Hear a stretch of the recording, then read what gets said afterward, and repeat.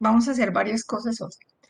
En primer lugar, les quiero contar que en la plataforma ya les coloqué el, la guía para el análisis de estudios descriptivos. Esta guía aplica, pues en general, pero sobre todo para los estudios de corte transversal, perdón, para los estudios transversales, para los longitudinales, para los ecológicos, la serie de casos y los reportes de caso, pues obviamente eso sí se hacen como con la guía que. Así que para eso pues no aplica tanto. Bueno, eso en primer lugar. En segundo lugar, vamos a hacer la clase de estudios analíticos hoy y luego vamos a hablar un poquito de la serie de casos y el reporte de casos que deben leer. Yo espero que hayan leído los artículos, pues porque obviamente es una cosa muy grande lo que yo les muestro, porque pues ya el resto les corresponde a ustedes. Entonces voy a compartir pantalla en este momento.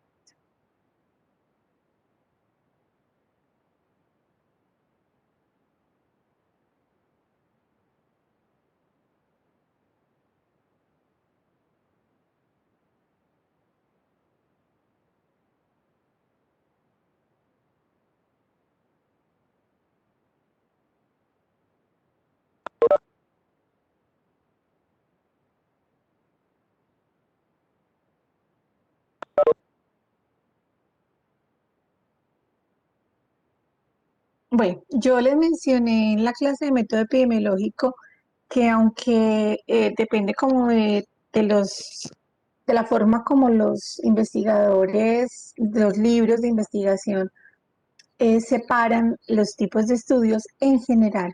Nosotros, aunque hay unos investigadores dicen que estudios analíticos incluyen eh, cohorte, casos y controles, además de estudios experimentales, la mayoría coinciden en que en los estudios analíticos solamente incluimos los estudios de corte, perdón, yo no sé por qué tengo el corte transversal metido en la cabeza, los estudios de casos y controles y los de cohorte. Tenemos que empezar a diferenciar esos dos nombres, cohorte de corte, porque con mucha frecuencia los estudiantes se me confunden. Entonces, cohorte. Y no se les olvide que cohorte, yo puedo hacer un ejercicio descriptivo en una cohorte, o sea, un grupo que tiene características. Doctora, disculpe, una pregunta. Dime, De los artículos que usted nos estaba mencionando, ¿usted cuándo los subió a la plataforma? ¿cuáles artículos? Lo que pasa es que usted nos había dicho el jueves que iba a subir una revisión de caso para leer. Yo hace muchos días les mandé una página donde están dos artículos, donde están todos los artículos que tienen que leer hasta estudios analíticos. Hace muchos días los subí a la plataforma. Lo que pasa es que no nos aparece. Ahora revisamos entonces. Ahorita entramos juntos a la plataforma y miramos, listo. Listo, gracias, A ver doctora. si es que no quedó. Bueno, a ver si es que de pronto no quedó. Bueno, listo. Entonces, vamos a hablar de los estudios de casos y controles y de corte. Recordamos nuestra pirámide de la causalidad. Entonces, ¿dónde estamos nosotros? Aquí. Estos son los estudios que vamos a ver hoy, es decir, estos dos, casos y controles y corte.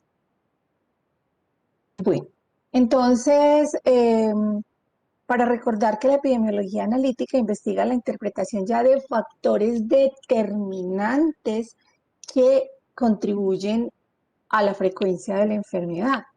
Entonces, aquí estamos hablando ya de factores causales. Una de las características de los estudios analíticos es que cumplen con todas las características de la asociación causal.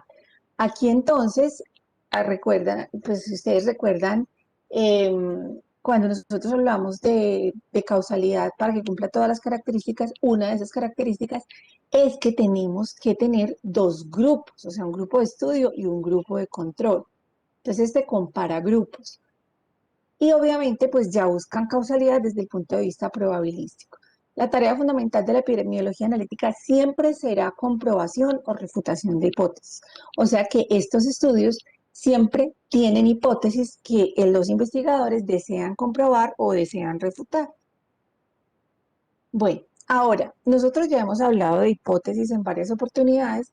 Yo creo que ya les había mencionado algo de esto en método epidemiológico, pero aquí vamos a ver, por lo menos si no, si ya lo mismo reforzamos, como las diferentes definiciones que existen para hipótesis. Entonces, cuando nosotros decimos que existe o que puede existir una relación entre variables, entonces aquí estamos hablando de que tenemos una variable o varias variables dependientes y tenemos asimismo factores que estamos evaluando que también se llaman variables independientes y estamos considerando que algunas de esas variables influyen sobre las otras. Entonces allí es cuando nosotros estamos generando una hipótesis que queremos comprobar. Bueno, ¿de dónde surgen las hipótesis? Pueden surgir de los estudios descriptivos. Entonces, claro, se hace un estudio descriptivo que deja obviamente ciertas conclusiones, pero deja muchas preguntas. Entonces pueden surgir de allí o pueden surgir de hipótesis, de observación, perdón, de observaciones que están haciendo las personas que están viendo pacientes que de pronto ven que algo está sucediendo que es diferente, entonces, de esas observaciones clínicas también pueden surgir las hipótesis. Con respecto a las definiciones, hay muchas, pues nosotros podemos decir que es un eslabón entre lo que se cree y vamos a mirar en la realidad qué es lo que está sucediendo. Lo otro es que cada que se comprueba una hipótesis o se refuta una hipótesis, siempre eso contribuye a la información teórica, siempre contribuye al conocimiento científico. Y también la podemos definir como una expresión conjetural de la relación entre dos o más variables. O sea, siempre que les digo hipótesis, les digo es una conjetura, es algo que nosotros pensamos que puede estar sucediendo, pero que lo tenemos que comprobar. Bueno, en primer lugar vamos a ver los estudios de cohorte. Si nosotros miráramos la dirección de la causalidad, están más cerca de la causalidad, aunque ambos cumplen todas las características de la asociación causal, tanto cohorte como casos y controles, están más cerca de la causalidad los estudios de cohorte que los estudios de casos y controles, por eso los vemos primero. Este dibujito que tengo acá es lo que nos está diciendo que cuando hay unas personas que están expuestas a un determinado factor, usualmente, obviamente en este caso un factor deletérea, usualmente la frecuencia entonces de la enfermedad es mayor, mientras que entre las personas que no están expuestas al factor deletérea, la frecuencia de la enfermedad sería menor. ¿Qué características tienen los estudios de cohorte? Estos estudios son de seguimiento. ¿Eso qué quiere decir? Que son estudios longitudinales. Y ya hemos dicho que los estudios longitudinales buscan incidencia. Estos estudios tienen una característica muy particular. Independientemente de que la recolección de la información sea prospectiva o sea retrospectiva, es decir, vamos a trabajar en información que apenas se va a producir o vamos a trabajar en historias clínicas con información que ya existe, independientemente de eso, la dirección del estudio es prospectiva. Ya les voy a explicar por qué.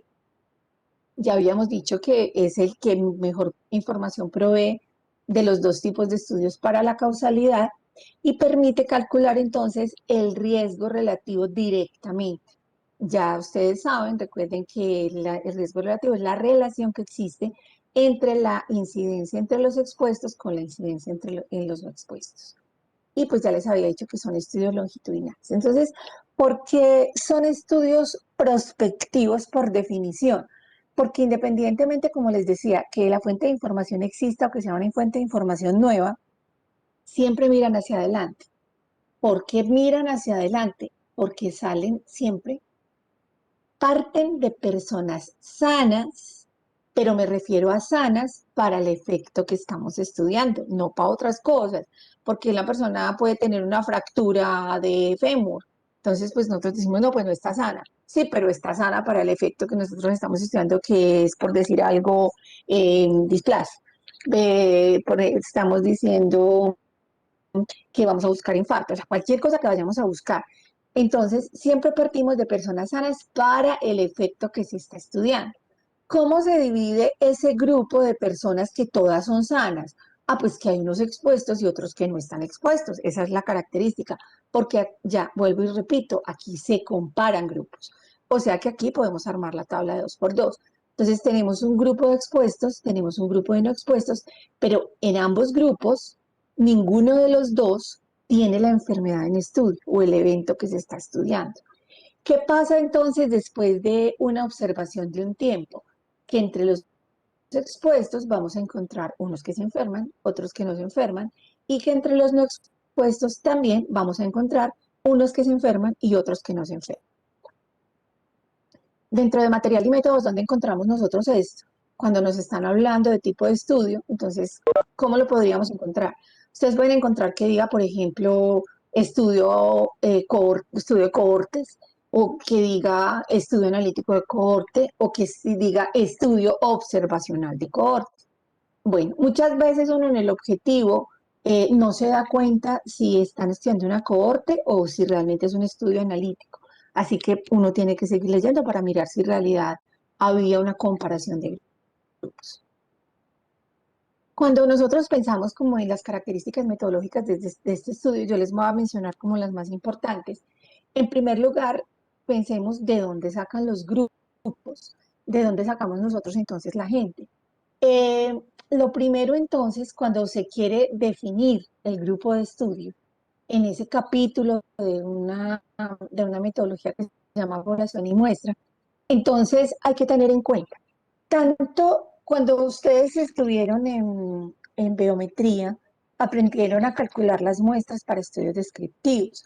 Aunque existen programas, existen calculadoras estadísticas y, y calculadoras epidemiológicas y existen archivos de Excel que ustedes incluso los pueden encontrar en Internet para el cálculo de muestras para descriptivos. em, lo preferible siempre es tratar de calcularlas a mano, además porque el cálculo de las muestras para estudios descriptivos relativamente es muy sencillo, simplemente desarrollar la fórmula. Si yo estoy buscando un estudio descriptivo, si lo que estoy buscando es una frecuencia, pues entonces tengo que buscar con la fórmula de tamaño muestral para proporciones. Y si lo que a mí me interesa es saber, por ejemplo, cuál es el promedio de peso al nacer en un grupo de niños, entonces ya mi objetivo está dirigido a buscar es un promedio y por lo tanto la fórmula de tamaño muestral que utilizaríamos sería una fórmula para promedios. Pero entonces, cuando ya llegamos a un estudio analítico, sea de cohorte o de casos y controles, ya la cosa se complica un poquito porque estos tienen unos factores adicionales para el cálculo del tamaño muestral y entonces usualmente uno de dónde lo saca. Uno lo calcula en programas directamente. Yo les voy a mostrar en una de las clases cuando terminemos analíticos, les voy a mostrar en el EpiInfo cómo calcula, por ejemplo, uno las muestras para casos y controles y para cohorte o para corte transversal. Bueno, lo otro que es importante es definir muy bien quién es la cohorte expuesta y no expuesta. ¿Eso qué quiere decir? Que los investigadores tienen que definir muy bien cuál es la variable o cuáles son las variables de exposición. Entonces, si por ejemplo ellos están estudiando una variable que se llama sí, fumar en el embarazo, tiene que estar muy bien definida la variable. ¿Por qué? Porque es que no se trata solamente de fumar. Cuando nosotros estábamos hablando de las características de los niveles de medición, dijimos que se tienen que recoger en su máximo nivel de medición. Y dentro del marco teórico que uno tuvo que haber hecho para ese estudio, obviamente tuvo que haber revisado cuál es el riesgo que tienen los niños de presentar el efecto que nosotros estamos buscando de acuerdo a la intensidad del cigarrillo, de acuerdo a la cantidad de cigarrillos que se fuman. Entonces, ya dependiendo de eso, uno clasifica muy bien la variable y uno dice, se considerará, por ejemplo, eh, variable de exposición cuando en la semana se fume una cajetilla de 20 o más, por ejemplo. Entonces hay que definir muy bien cuál es la exposición. Y a veces existen varias variables de exposición, no solamente una. Usualmente en los estudios de cohorte se estudia una o muy poquitas variables de exposición. ¿Por qué razón? Por lo que hablábamos el otro día, las variables de confusión, porque es mucho más fácil trabajar con poquito que abarcar mucho y realmente no encontrar nada concreto. Hay que definir el estado de salud previo. ¿Eso qué quiere decir? Que si dijimos que los grupos se caracterizan porque cuando arrancamos son sanos para el efecto en estudio, entonces significa que tenemos que asegurarnos de que las personas que van a participar, tanto los expuestos como los no expuestos, tenemos que asegurarnos de que no tengan la enfermedad en estudio. O sea que hay que hacerles una cantidad de exámenes para comprobar que no la tienen. Si es del caso, pues si se requieren exámenes. Lo mismo pasa con el efecto. El efecto hay que definirlo muy bien y tiene que ser muy concreto. Si yo digo que el efecto es bajo peso al nacer, entonces, ¿qué es bajo peso al nacer? ¿Qué se va a considerar bajo peso al nacer? Pues ya uno va y busca en la bibliografía, mira las clasificaciones existentes para el peso al nacer en los niños y entonces ya pues busca uno qué es bajo peso al nacer. Bueno, obviamente los criterios de inclusión y exclusión, que siempre son los que nos cierran como esa población de estudio, nos cierran las características de la población para asegurarnos de que podamos hacer las cosas de la mejor manera. Bueno, les decía que estos son estudios de seguimiento, entonces, pues simplemente como información, hay algo que se llama periodo de latencia, para que lo tengamos en cuenta. Entonces es cuánto tiempo pasa entre el momento en que la persona realmente se enferma y empieza a presentar manifestaciones. Supongamos que tenemos una persona con cáncer, supongamos que tenemos un hipertenso, supongamos que tenemos un diabético. Cuando ustedes lo diagnostican, bien sea porque presenta una complicación o porque en un examen habitual ustedes lo detectan, ustedes no saben hace cuánto que él está enfermo, no, porque simplemente empezó a tener manifestaciones, pero no sabemos cuánto hace que es hipertenso. Pero ustedes saben que las personas hipertensas usualmente no tienen sintomatología alguna al principio, entonces no sabemos desde cuándo son hipertensas. Entonces, esa es como la latencia. Así que las enfermedades crónicas usualmente tienen una latencia que es larga. O sea que ustedes tienen un paciente que es enfermo, pero hasta que no empieza a presentar manifestaciones puede pasar un tiempo. Mientras que en las enfermedades que son agudas, la latencia sí es muy corta. Pasa muy poquito tiempo entre el momento en que la persona se enferma y comienza a presentar pues manifestaciones propias de la enfermedad. Bueno, uno de los problemas que tiene los estudios de cohorte son las pérdidas, precisamente porque como hay que hacer seguimiento y si nosotros escogimos, por ejemplo, para el estudio una enfermedad que tenga una latencia larga y que necesitemos ver manifestaciones para poderlo diagnosticar, entonces vamos a tener todavía muchos más problemas porque hacer seguimiento es muy difícil porque la gente se pierde. Así que una manera, este es uno de los mayores problemas que tiene el estudio de seguimiento, uno de los mayores, pero entonces, ¿cómo podemos controlar nosotros esas pérdidas? Puede ser aumentando el tamaño muestral, ese colchoncito que nosotros siempre hablamos de que cuando uno calcula un tamaño muestral le tiene que aumentar un poquito para asegurarse de que pueda conseguir la muestra que realmente necesita. Entonces, esa es una muy buena alternativa. Lo otro que se recomienda en los estudios de cohorte es que se hagan unos cortes periódicos, o sea, que se vayan a hacer como unos informes preliminares para mirar cómo vamos. Y dentro de esos cortes periódicos, pues nos damos cuenta de varias cosas. Nos podemos dar cuenta, por ejemplo, si hay gente que se nos ha perdido o si hay gente que ha fallecido por lo que nosotros estamos buscando o por otras cosas. O puede ser también que la gente nos cambie de grupo de exposición. Eso no es tan común, pero pasa.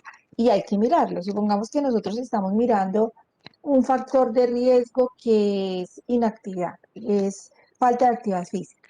Y resulta que inicialmente algunas personas ingresaron en el grupo de sedentarios, pero durante el proceso de seguimiento, en un momento determinado, ellos decidieron que iban a empezar a hacer ejercicio, que ya no iban a ser sedentarios. Eso significa que puede ser que nosotros tengamos que o cambiarlos de grupo o eliminarlos del estudio, dependiendo del seguimiento que haga falta.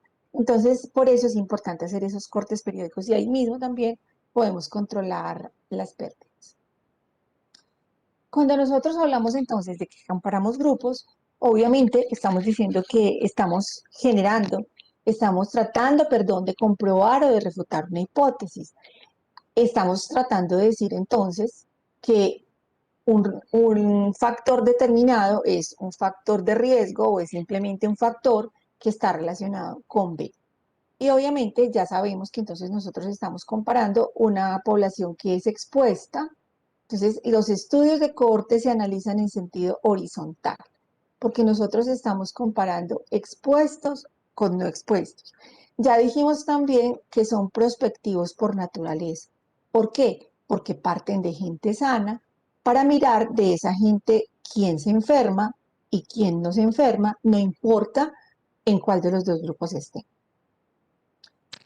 Tenemos que pensar también cómo se construyen las hipótesis. Hay dos maneras de construir las hipótesis en este tipo de estudios. Una se llama hipótesis operativa y la otra se llama hipótesis conceptual. ¿Para qué sirven estos dos tipos de hipótesis?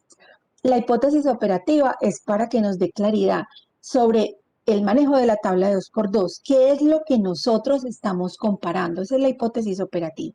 Mientras que la hipótesis conceptual es la redacción como tal de la hipótesis, o sea, ¿qué queremos decir nosotros con eso? ¿Cómo se construye la hipótesis operativa en cohorte? Entonces, tenemos que, ustedes se acuerdan que tenemos siempre, cuando tenemos hipótesis, que tenemos una hipótesis que es nula, que la hipótesis nula se caracteriza porque es una hipótesis de igualdad, y tenemos una hipótesis alterna que se caracteriza porque puede ser o de diferencia o podemos decir que es mayor que. Cuando nosotros estamos hablando de estudios de cohorte, entonces, ¿qué pasa? ¿Qué es lo que nosotros comparamos? Ya lo sabemos. Comparamos la proporción de incidencia entre los expuestos con la proporción de incidencia entre los no expuestos. La hipótesis nula que nos dice que la proporción de incidencia en expuestos es igual a la proporción de incidencia en no expuestos. La hipótesis alterna que nos dice que la proporción de incidencia en los expuestos es mayor que la proporción de incidencia en los expuestos. ¿Por qué digo yo que es mayor? Porque nosotros casi siempre en la hipótesis alterna de un estudio analítico lo que queremos comprobar es que la frecuencia de la enfermedad o que la frecuencia del efecto es mayor entre quienes están expuestos que entre quienes no están expuestos. Y la otra es la hipótesis conceptual. Entonces, yo les decía que la hipótesis conceptual es la manera como se redacta la hipótesis. Usualmente cuando uno está leyendo un estudio, entonces uno encuentra la hipótesis que los investigadores quisieron comprobar, pero no encuentra las dos. Uno quiere es la que ellos quieren comprobar. Hay estudios donde lo que se quiere comprobar es la hipótesis alterna. Hay estudios donde se quiere comprobar la hipótesis nula. Así que los investigadores plantean qué es lo que quieren comprobar y obviamente hacen la redacción. Entonces, para que sigamos con el mismo ejemplo que venimos trabajando, un ejemplo, ¿cuál sería? La hipótesis nula, o sea, ¿cómo se redactaría? La proporción de incidencia de bajo peso al nacer es igual en recién nacidos hijos de madres fumadoras y en no fumador, o que en hijos de no fumadores. Y la hipótesis alterna diría, la proporción de incidencia de bajo peso al nacer es mayor en recién nacidos hijos de madres fumadoras que en las no fumadoras. Otro ejemplo, es el mismo estudio, pero acuérdense que nosotros no necesariamente tenemos que decir de proporción de incidencia cuando estamos redactando las hipótesis, sino que vamos a hablar de frecuencia. Entonces, la hipótesis nula sería la frecuencia de bajo peso al nacer es igual en recién nacidos hijos de madres fumadoras que en las no fumadoras, y la hipótesis alterna sería la frecuencia de bajo peso al nacer es mayor en recién nacidos hijos de madres fumadoras que en las no fumadoras. ¿De dónde podemos nosotros entonces obtener la información? Pues de muchas partes. Hay los estudios, ustedes, si yo les dije, miren, uno de los mayores problemas que tienen estos estudios son las pérdidas. Por lo tanto, una alternativa que se utiliza para evitar las pérdidas es hacer estudios en poblaciones cautivas. ¿Qué quiere decir cautiva?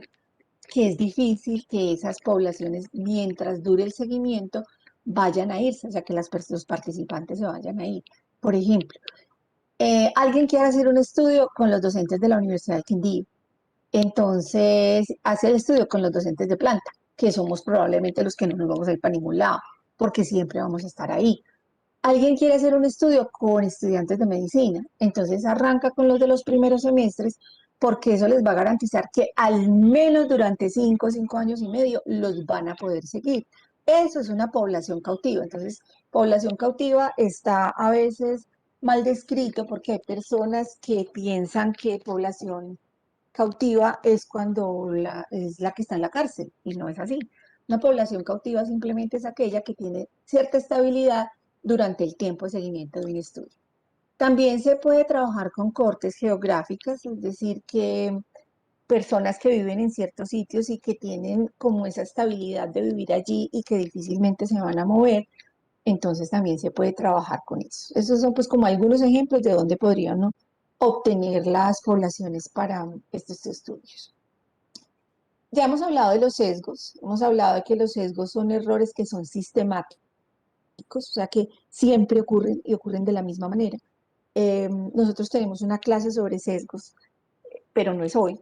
Pero les cuento que en los estudios de cohorte, entonces, los sesgos más importantes son los sesgos de clasificación y los sesgos, obviamente, relacionados con las variables de confusión.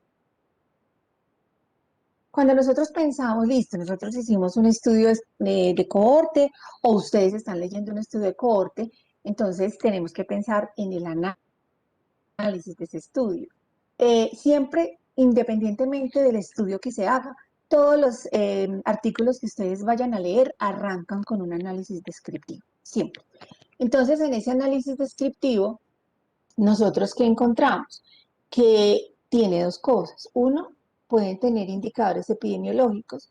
En este estudio, entonces ya sabemos que los indicadores epidemiológicos que vamos a encontrar son los de incidencia. Podemos encontrar proporciones de incidencia o podemos encontrar tasas de incidencia. Eh, y lo mismo, acuérdense que también se llama incidencia acumulada o se llama densidad de incidencia. O podemos encontrar mortalidad. Y lo otro que nosotros entonces vamos a encontrar en el análisis descriptivo es la parte estadística. La parte descriptiva usualmente lo más sencillo que nosotros podemos encontrar son medidas de frecuencia, o sea, proporciones y medidas de tendencia central y de posición. Y lo otro es que ya entonces el análisis específico desde la epidemiología, es decir, las medidas epidemiológicas que nosotros obtenemos en los estudios de cohorte, entonces tenemos dos tipos de medidas, unas medidas que son de riesgo y unas medidas que son de impacto, que ya vamos a mirar. Pero primero les quiero explicar algo. En los estudios de cohorte se puede trabajar con dos tipos de población. O se puede trabajar con cohortes fijas o se puede trabajar con cohortes dinámicas. Cuando se trabaja con cohortes fijas, el análisis es de tipo proporcional. La cohorte fija es cuando nosotros no tenemos el tiempo de exposición de cada persona, sino que sabemos simplemente que lleva un tiempo expuesto, pero no vamos a medir ese tiempo de exposición, a veces no se mide. Entonces simplemente se hace un análisis proporcional o puede ser que nosotros queremos medir los tiempos de exposición y ya en ese caso, entonces eso se llama cohortes dinámicas y los análisis se hacen con tasas de incidencia o pues con densidad de incidencia. Cuando nosotros entonces hacemos un análisis de tipo proporcional, lo que obtenemos en el análisis de tipo proporcional, ustedes ya lo conocen, ya lo han calculado, es el riesgo relativo, donde estamos simplemente calculando la proporción de incidencia en expuestos y la en no expuestos y calculamos el riesgo relativo. Y acuérdense que siempre lo tenemos que acompañar de una prueba de significancia que es el chi cuadrado. Ustedes el chi cuadrado lo pueden encontrar escrito así como dice acá, chi cuadrado, o lo pueden encontrar como i cuadrado con j, o simplemente se pueden encontrar esto, es lo mismo. Bueno, entonces aquí tenemos un ejemplito, de pronto son unos números distintos, sino que son más fáciles de manejar que los del ejercicio que ustedes hicieron de causalidad. Entonces, en este ejemplo, ¿qué tenemos nosotros? Tenemos una tabla donde están los datos de cada uno. O sea, aquí tenemos bajo peso al nacer, aquí tenemos entonces madres fumadoras, tenemos que teníamos acá 1.400 hijos de madres fumadoras y tenemos 600 hijos de madres no fumadoras y que en sentido vertical tuvimos entonces 1.200 niños con bajo peso al nacer. Lo primero que vamos a calcular es el riesgo relativo. Entonces, simplemente esto es proporción de incidencia en expuestos. O sea, esto sobre esto dividido proporción de incidencia en no expuestos, que es decir, coloco esto y de denominador coloco esto. Eso me da como resultado un riesgo relativo que me da 3. Aquí coloqué simplemente una de las tantas eh, formas de redactar la interpretación que ya hemos visto que se puede interpretar de varias maneras. Lo único es que siempre tratemos de evitar lo que no se puede hacer y es expresarlo en porcentaje, que no es un porcentaje. Recordar también que tenemos que tener en cuenta que si nosotros nos da dificultad expresar esto como una relación, queremos decir simplemente mayor que en los no expuestos, tenemos que calcular el exceso de riesgo, o sea, 3 menos 1, 2, y entonces la interpretación ya de este sería, indica que el bajo peso al nacer en hijos de madres fumadoras fue de 3, con relación a aquellos niños con bajo peso al nacer, hijos de madres no fumadoras. Bueno, ahora, con las cohortes dinámicas, entonces lo que yo les decía ahora es que ya con las cohortes dinámicas, como estamos calculando tiempo de exposición de cada uno de los participantes y de acuerdo a la que vimos en la clase pasada, nosotros sumamos los tiempos de exposición de cada uno, entonces ahí la tabla funciona distinto. Y aquí la medida de asociación se llama razón de densidades de incidencia. Entonces, para la razón de densidades de incidencia, nosotros tenemos, la construcción de la tabla es diferente, porque nosotros lo que tenemos es los casos nuevos y tenemos el tiempo de exposición. Yo sé que hay cosas que a ustedes los angustian y es, entonces tengo que aprender a manejar la tabla de contingencia cuando son cortes dinámicas. La respuesta es no. ¿Qué es lo que ustedes tienen que aprender a identificar? Cuando yo les pregunto a ustedes qué es una corte dinámica, ustedes tienen que saber que simplemente es cuando se están comparando grupos en los cuales se está midiendo el tiempo de exposición. Y por lo tanto, esa medida de asociación deja de llamarse riesgo relativo y pasa a llamarse densidad de razón de densidades de incidencia o razón de tasas de incidencia o en inglés HR, que es hazard ratio. Muy bien. Entonces, ¿y cómo se interpreta? Exactamente igual. Acá nos dio 4, donde estamos midiendo entonces simplemente la tasa de incidencia en los expuestos, la estamos dividiendo por la tasa de incidencia en los no expuestos y nos dice, indica que la bacteremia en niños hospitalizados expuestos a catéter venoso central es de 4 con relación a aquellos niños hospitalizados que no han estado expuestos al factor de riesgo o que simplemente no han tenido un catéter venoso central. Ahora, aquí hay algo nuevo. Yo les decía, entonces, primero que todo, tenemos una medida de riesgo, que es la medida de asociación. También en los estudios de cohorte hay otra medida que es la diferencia de riesgo, donde simplemente se resta la proporción de incidencia en expuestos de la proporción de incidencia en expuestos. Hay estudios que hacen eso. Entonces uno, ¿cómo se da cuenta? Pues porque en el estudio dice, y cuando uno ve los resultados, uno no ve medida de asociación por ninguna parte, sino que lo único que ve son las frecuencias, es decir, las proporciones o las tasas de incidencia, y ve que ellos las están restando. Eso es todo. Entonces, ya cuando nosotros hablamos de otras medidas, esto sí es nuevo para ustedes, se llaman medidas de impacto. Existen dos medidas de impacto en estos estudios de cohorte. Una se llama riesgo atribuible y la otra se llama riesgo atribuible poblacional. Estos también tienen varios nombres. En general, el riesgo atribuible se llama también fracción etiológica y el riesgo atribuible poblacional se llama fracción prevenible. Entonces, cuando nosotros hablamos del primero, del riesgo atribuible, ¿cómo se calcula? En primer lugar, el riesgo atribuible corresponde a la diferencia entre las tasas, por eso les decía que también es la reducción de riesgo, diferencia de riesgos. La diferencia entre las tasas de incidencia entre expuestos y no expuestos.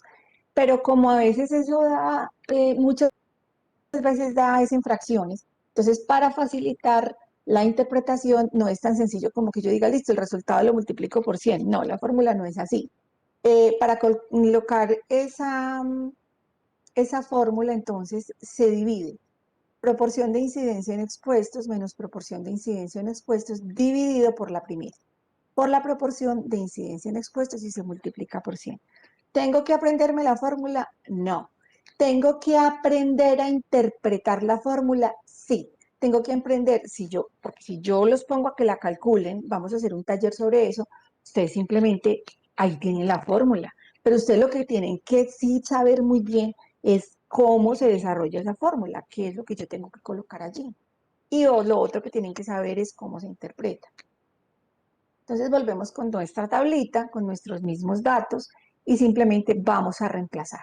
Habíamos visto que la proporción de incidencia en expuestos era de 0,75, que la proporción de incidencia en no expuestos era de 0,25, la dividimos por la proporción de incidencia en expuestos y esto nos da este valor, que se expresa en porcentaje. ¿Por qué se expresa? Porque aquí dice que es porcentaje de riesgo atribuible a expuestos. Entonces, ¿cómo lo vamos a interpretar? Si nosotros pensamos un poquito a qué se refiere esta medida, fíjense que lo que están diciendo es qué es lo que se le atribuye a la exposición. En este caso, ¿qué es lo que se le atribuye entonces al fumar, al que las mamás sean fumadores? Entonces, el 66,7%, no digamos de la enfermedad, digamos, el 66,7% del bajo peso al nacer entre los niños que eran hijos de madres fumadoras, entonces se debe a eso, al cigarrillo. Y nos queda una parte restante que no sabemos a qué se debe. Entonces, la enfermedad entre los niños expuestos, o sea, o el resultado entre los niños expuestos, ese bajo peso al nacer entre los niños expuestos, se debe al fumar en cuánto, en un 66,7%. ¿Y el resto a qué se debe? Pues es que como la enfermedad no es unicausal, se debe a otras cosas que no tenemos acá o que no hemos estudiado, por lo menos en esta tabla. De pronto, si tuviéramos el estudio completo, pues sí, pero en esta tabla no lo hemos estudiado. Y tenemos entonces otra medida que ya lo que nos dice es cómo podemos, cuánto podríamos nosotros modificar eh, ese factor si nosotros pudiéramos controlarlo, entonces por eso se llama fracción prevenible. ¿Cómo se calcula la fracción prevenible? Se calcula con la proporción de incidencia total en el numerador y en el denominador, y en el numerador se le resta la proporción de incidencia en no expuestos. Este es el desarrollo de la fórmula con la misma tabla.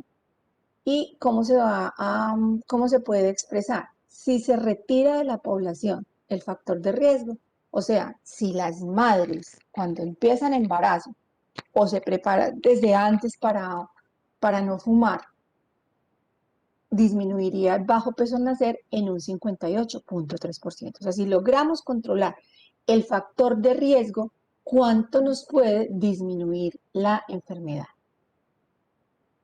Bueno, dentro de los usos y ventajas pues que tienen los estudios de cohorte, ya habíamos dicho que al ensayar las hipótesis de causalidad, medir la incidencia de la enfermedad, también se pueden analizar diferentes grados de exposición, también estudiar historia natural y social de la enfermedad, y su mayor utilidad es en enfermedades de alta prevalencia por el seguimiento, porque nosotros no podemos ponernos a estudiar enfermedades que son muy escasas, porque entonces, ¿cómo vamos a conseguir? Tenemos que calcular una muestra gigantesca para poder encontrar lo que necesitamos. Existe obviamente una asociación muy clara entre la exposición y la enfermedad, porque nosotros partimos de que la gente estaba sana y sabíamos quiénes estaban expuestos y quiénes no estaban expuestos, y que esa exposición o no exposición era una cosa natural. Nosotros somos observadores nomás. Y también permite estudiar exposiciones poco frecuentes. Por ejemplo, en salud ocupacional, este es uno de los estudios preferidos porque pueden estudiar muchos factores de exposición de los trabajadores. Entonces uno dice, pero es que pasa mucho tiempo entre, por ejemplo, la exposición al asbesto y el mesotelioma, claro, o a la asbestosis, claro, las neumoconiosis, sí pasa mucho tiempo, pero es que acuérdense que ustedes pueden hacer estos estudios en información que ya existe. Y si tenemos una población cautiva, que son trabajadores que han estado expuestos al asbesto, pues obviamente es más fácil de conseguir esa población. Estos tienen menos sesgos que los estudios de casos y controles, ya habíamos dicho que estos se acercan más a la causalidad. Y la razón por la cual tienen menos sesgos es que cuando nosotros arrancamos el estudio, la gente todavía no está enferma. Entonces podemos observar todo lo que está pasando y son los más cercanos definitivamente al experimento, aunque siguen siendo estudios observacionales. Bueno, dentro de las desventajas, entonces ya dijimos, si la utilidad es para eventos muy frecuentes, obviamente es una gran desventaja que nosotros vayamos a trabajar en eventos que son escasos, pues porque nos va a costar mucho y porque es más complejo de trabajar, el seguimiento es más difícil, las pérdidas son mayores. Bueno, lo otro es que los estudios de cohorte usualmente requieren de muestras grandes, porque pues claro, ustedes parten de gente que está sana y uno sabe más o menos cuál es la frecuencia de la enfermedad por los estudios previos que se han hecho, pero pues realmente uno no está tan seguro de eso, así que toca calcular las muestras con estudios previos, entonces usualmente son muy grandes. Por lo tanto, son caros, porque cuando ustedes sean que ese seguimiento, eso siempre implica plata, implica gente, implica tiempo. Y ya les había dicho que es importante hacer lo de los cortes preliminares porque puede pasar que la gente nos cambie de grupo, que algunos que eran expuestos se volvieron no expuestos o al contrario. Entonces, y eso obviamente es una desventaja para el estudio. Y otra vez, poco útiles para enfermedades, poco frecuentes, las pérdidas en el seguimiento. Y bueno, ya les había mencionado lo de los sesgos. Muy bien, preguntas hasta aquí para empezar casos y controles. Doctora, ¿cuál es la última de las ventajas que no alcancé a leer muy bien? Las pérdidas en el seguimiento. Ah, listo. Bueno. Bueno, ahora pasamos entonces a los estudios de casos y controles. Los estudios de casos y controles, eh, al contrario que en los estudios de cohorte, se analizan, miren, los estudios de caso de cohorte ya sabemos que se sentido horizontal, exposición con relación a no exposición, pero en sentido horizontal. Acá nosotros partimos de la enfermedad para ver hacia atrás el comportamiento de los factores de riesgo. Así como decíamos que el estudio de cohorte por definición es prospectivo, el estudio de casos y controles por definición es un estudio que es retrospectivo, pero no, vuelvo y repito, no me refiero a la toma de la información, porque la recolección de la información puede ser en información que existe o en información que apenas se va a empezar a buscar. Pero lo importante es que nosotros vamos del efecto hacia los factores de riesgo. Es una dirección como hacia atrás. Lo otro entonces es que nosotros lo que comparamos, lo que nos interesa comparar es cuál es la frecuencia de exposición entre los enfermos, que se llaman casos, con respecto a la frecuencia, se me corre esta letra, a la frecuencia de exposición entre los sanos, que aquí se llaman controles. Por eso se llama casos y controles. Aquí la medida de asociación es la razón de disparidad. Volvemos a ver nuestro esquemita. Nosotros tenemos una población y desde el principio tenemos un grupo de enfermos y un grupo de sanos, que ya sabemos que se llaman casos y que se llaman controles. De entrada arrancamos con enfermos y sanos, o sea que con respecto a los de corte, pues obviamente podrían ser más sencillos de hacer porque no tenemos que hacer un seguimiento hacia adelante y a esperar a ver qué pasa, sino que de una vez arrancamos con gente que ya está enferma. Y de esos enfermos que miramos, quiénes estaban expuestos y quiénes no estaban expuestos, y lo mismo con los sanos, quiénes estaban expuestos y quiénes no estuvieron expuestos a lo que estamos estudiando. ¿Cómo lo podemos encontrar nosotros? Como un estudio analítico de casos y controles, como un estudio de casos y controles, o como un estudio observacional de casos y controles, o simplemente como estudio de casos y controles. Bueno, una cosa importante es que cómo sabemos nosotros qué es un control ideal. Entonces el control ideal se supone que es igualito al caso, es como un gemelo del caso, pero lo único que no tiene es el efecto. Entonces, nosotros tenemos, por ejemplo, personas de determinadas edades que trabajan en cosas similares o que viven en sitios similares y todo, se parecen mucho, tienen edades similares, pero no se parecen en el efecto, porque hay uno que es sano y el otro que está enfermo. Para uno seleccionar los casos, entonces siempre uno tiene que, bueno, no se los dije en los de casos, en los de corte, pero es lo mismo. Siempre los criterios diagnósticos que uno utilice para la enfermedad tienen que ser los criterios diagnósticos más actualizados. Entonces, supongamos que para eh, mirar si hay un sangrado cerebral, entonces nosotros tenemos TAC y resulta que en ese momento lo que nos dicen las guías es que no, que hay que hacer una resonancia con gadolínio.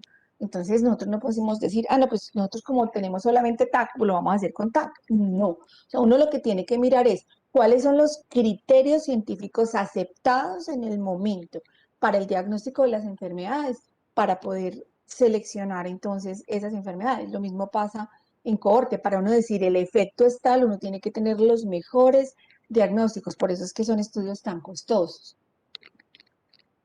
Bueno, ¿y de dónde podría uno pues obtener, por ejemplo, los casos?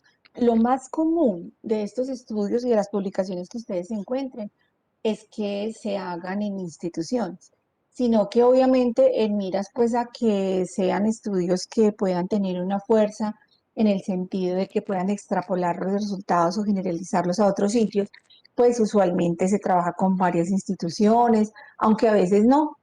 Listo, Miguel Ángel. Entonces, a veces no es así.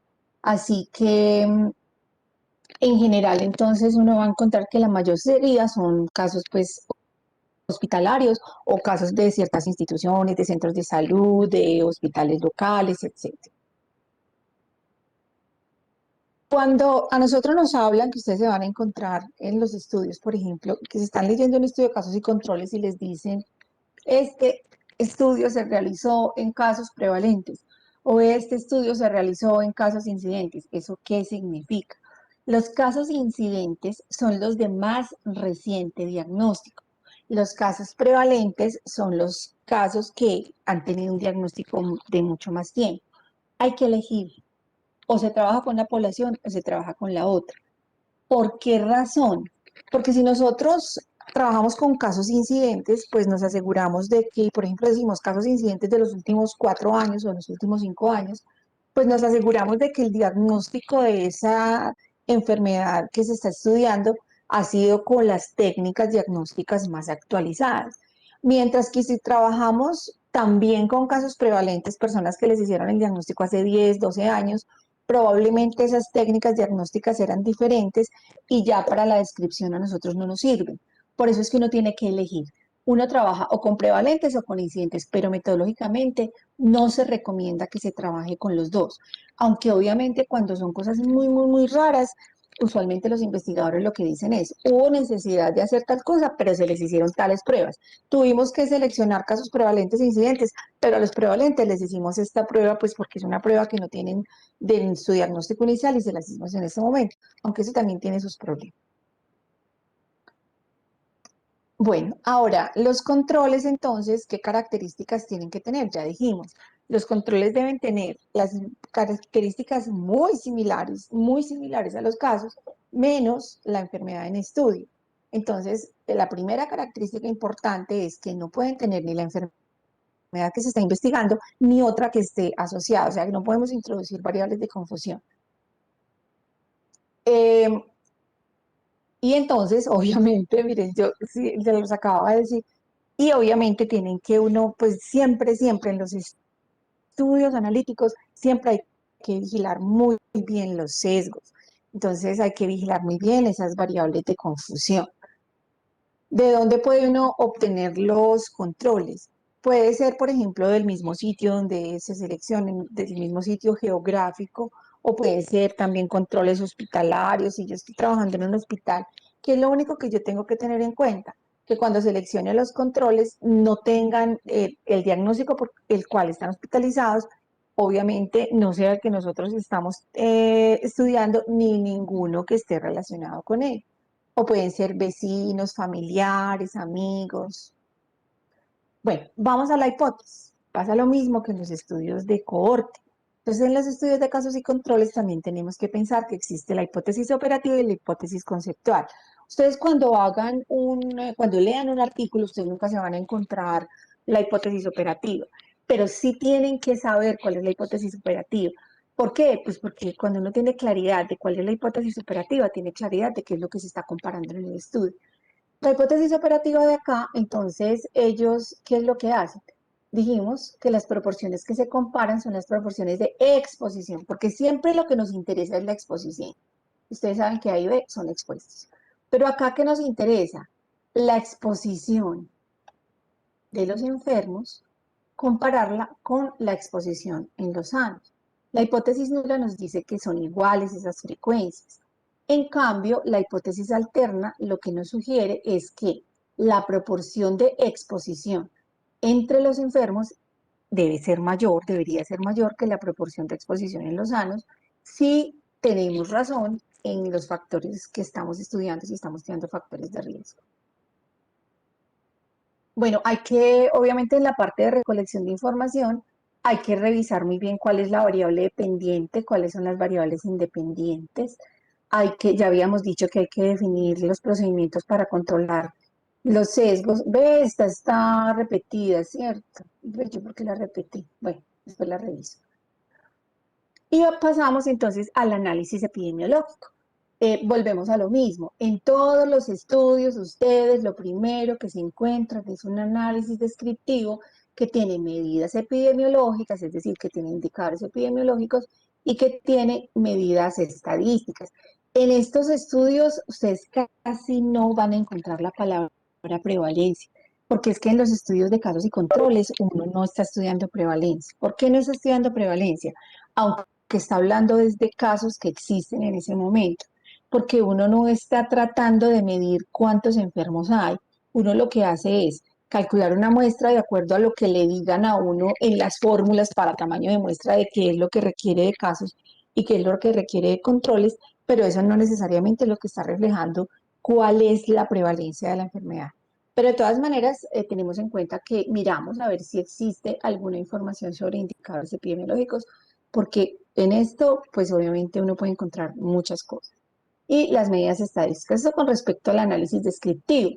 Ahora, cuando nosotros pasamos al análisis que se hace de comparación de grupos, pues obviamente también podemos encontrar medidas estadísticas que se refieren a la comparación de grupos. Pero aquí yo solamente les voy a mencionar las medidas epidemiológicas. Cuando ya estemos leyendo artículos, obviamente tenemos que revisar cuáles son las medidas estadísticas que ustedes encontraron en sus artículos y pues las miramos. Bueno, ahora, en la epidemiología, entonces tenemos que lo primero que nosotros tenemos que medir acá es la asociación. En los estudios de casos y controles, la parte como conceptual dice que lo que se compara es la disparidad de los casos con respecto a la disparidad en los controles. ¿Qué es lo que pasa? ¿Cuáles son como las diferencias entre los casos y los controles con respecto a la exposición? Supongamos que deseamos estudiar la asociación entre bronquitis crónica y exposición ocupacional a polvo, por ejemplo, de qué les digo yo, de madera, polvo de la gente, los carpinteros que trabajan en fábricas de muebles. Entonces vamos a mirar esa exposición a material particulado procedente de la madera con respecto a un efecto que se llama bronquitis crónica. Ahora, ¿quiénes entonces son los casos? Son pacientes con bronquitis, pero hay una cosa que es importante acá. Son pacientes con bronquitis, pero acuérdense que entre los casos hay expuestos y hay no expuestos, para que no se me confundan con eso, que se me confunde con mucha frecuencia. Entonces, si yo digo casos, acuérdense que entre los casos hay expuestos y no expuestos, pero son los que tienen la enfermedad. Lo mismo pasa con los controles. Son los sanos, pero también tenemos sanos expuestos y sanos no expuestos. Y supongamos que cuando calculamos esa razón de disparidad, que ya vamos a ver de dónde sale, cómo se calcula, nos dio 4. Lo que quiero que ustedes se den cuenta es que la interpretación, vuelvo y digo lo mismo, yo sé que yo repito mucho, pero es a ver si de pronto vamos como mecanizando esto. La interpretación de todas las medidas de asociación se hace de la misma manera. Por cada trabajador no expuesto al polvo que tiene bronquitis crónica, hay 4 trabajadores expuestos que no han enfermado de bronquitis crónica. Bueno, entonces ya les decía que la medida de asociación es la razón de disparidad y también las medidas de impacto son las mismas.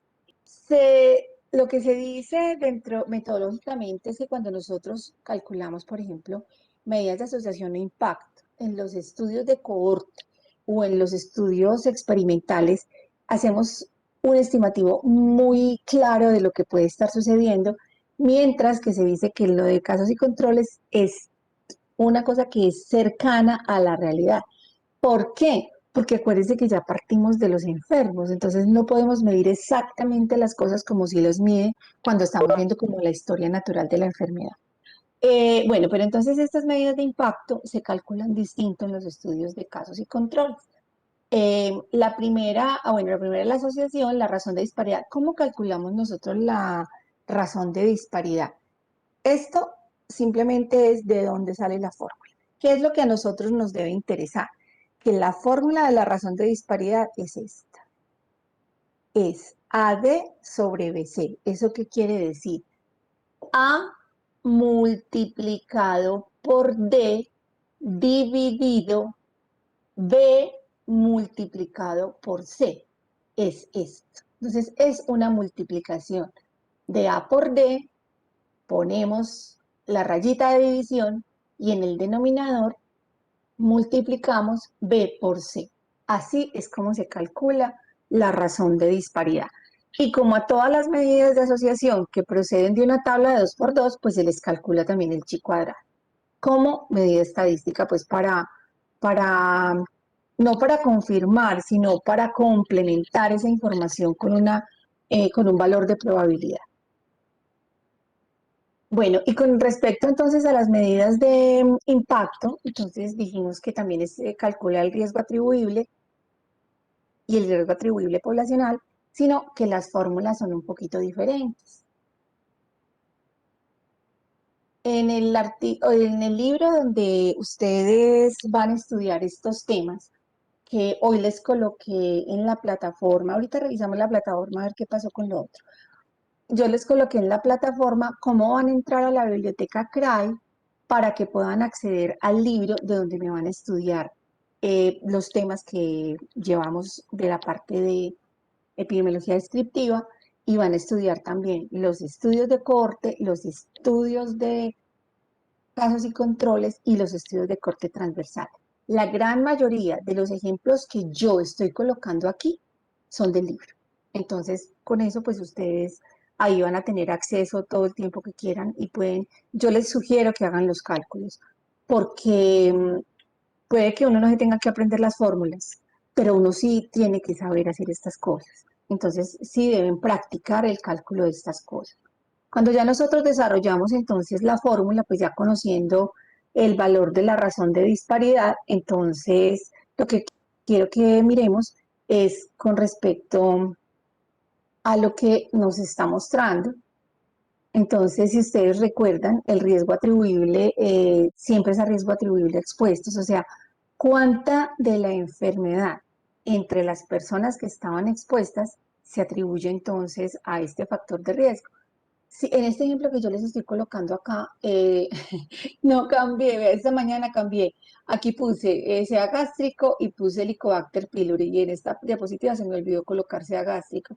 Entonces, supongamos que nosotros estamos estudiando como efecto el cáncer de estómago y que uno de los factores de riesgo que estamos estudiando es la infección por Helicobacter pylori, que ustedes saben que es una de las un germen que es parte de la etiología de ese cáncer.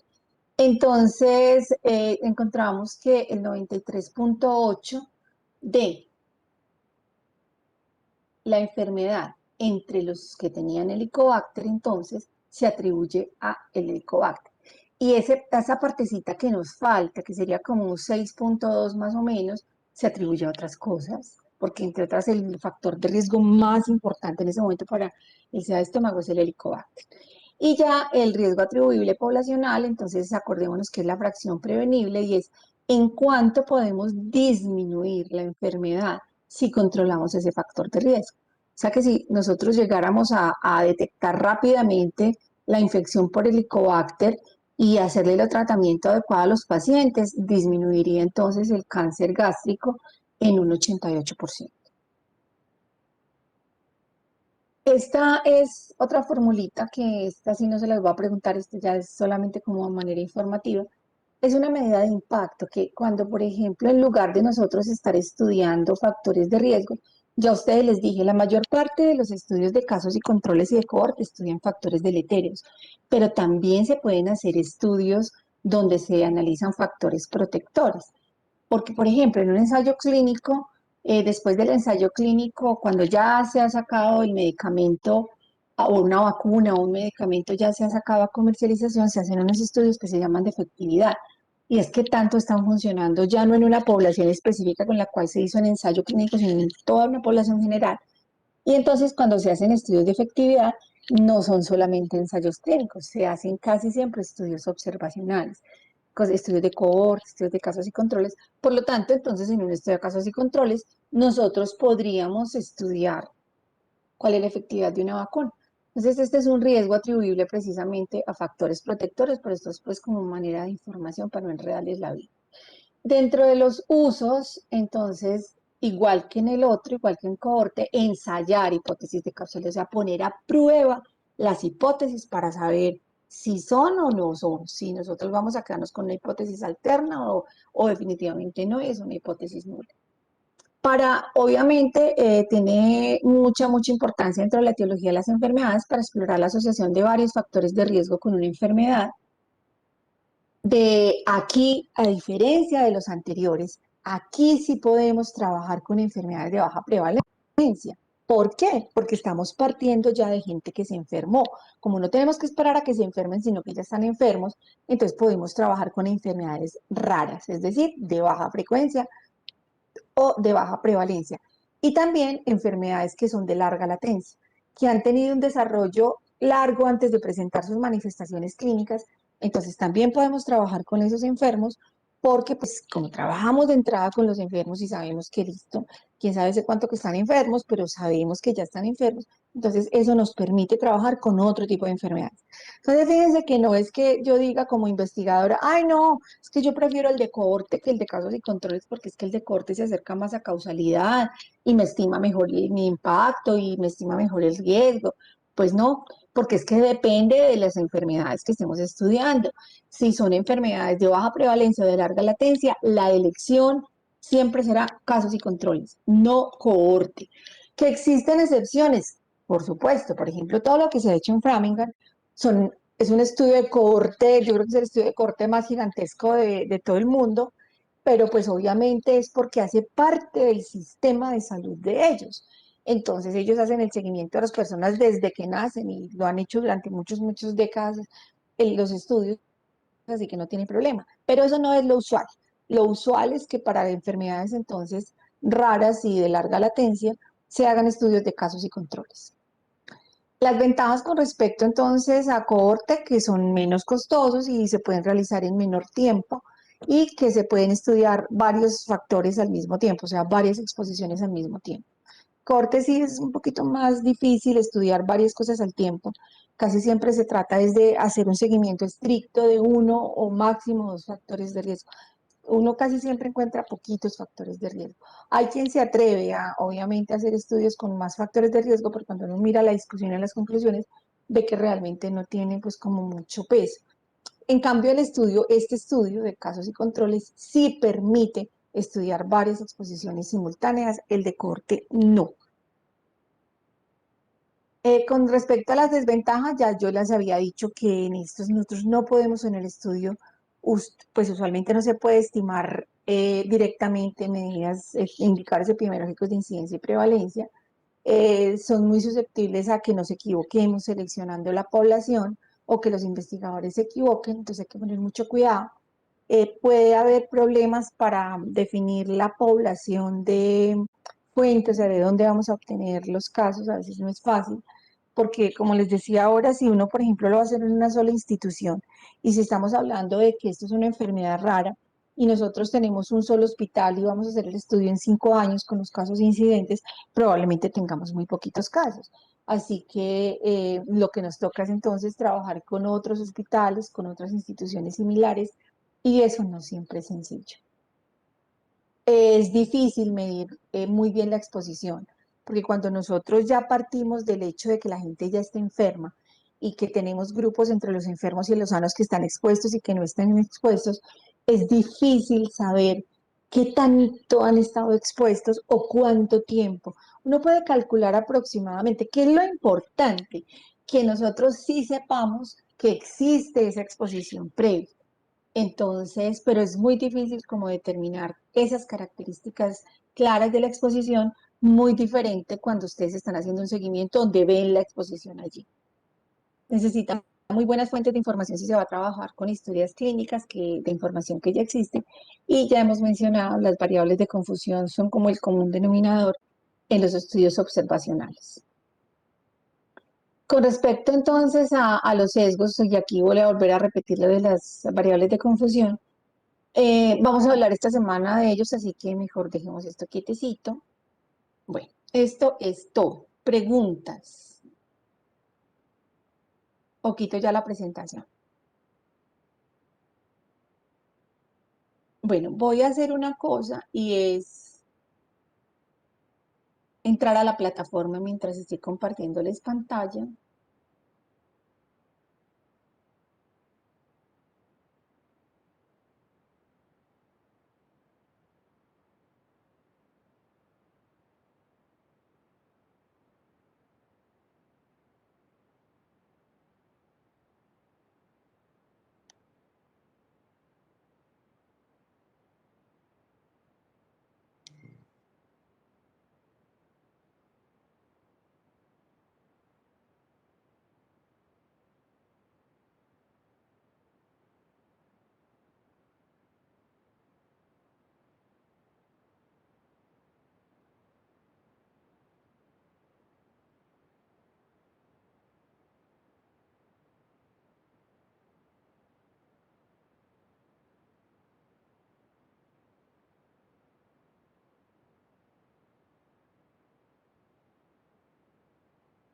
Ve, yo pensé que yo les había subido el documento.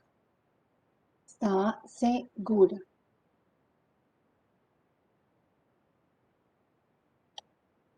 Espérense, yo reviso un segundo una cosa.